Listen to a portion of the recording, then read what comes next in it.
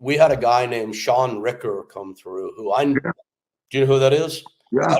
I didn't look at him twice. I'm like, okay, another guy. LA Knight. He came right? here. When he got here, right? Mm-hmm. What a story. Did you see it? Did you see it? Because I didn't. Not initially, right? He came in with a kid by the name of Mike Cruel. His dad was out of New York. His dad was a worker. And then another kid out of Texas. I can't remember, Eddie something. So they came in like a trio at the same time, right? Okay. And Mike, awesome hand in the ring, you know what I mean? Ed was solid. And Sean could talk, had a personality. Okay. But I didn't know what, I couldn't figure out what to do with him, you know what I mean? Yep. And then I did an angle with Sean where, he went to blind, throw the fire or whatever, blind somebody, it backfires, and then he goes around faking that he's blind all the time.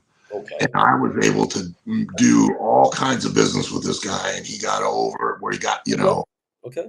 When they took people down to Florida, they took him down to Florida. I don't know if you know the whole situation with Sean, No.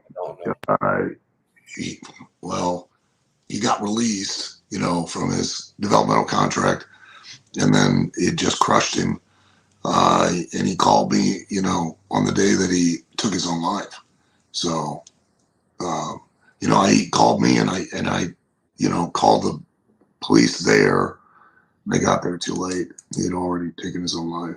So, and that's why I advise so many of these young guys and girls, to not it be all about the destination, and not allow the professional wrestling business to become who they are, because it'll eat you alive, and unfortunately it did for Sean.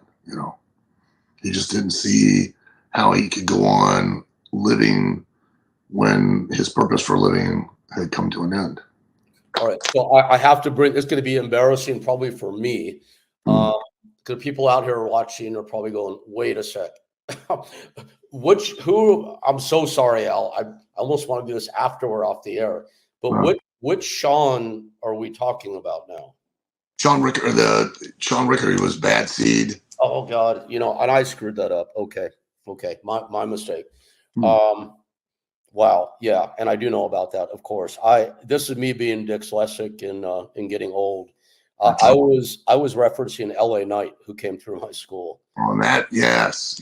Who's also Sean, of course. And I just he's Sean as well, yeah. Yeah, and I didn't see that back in the day.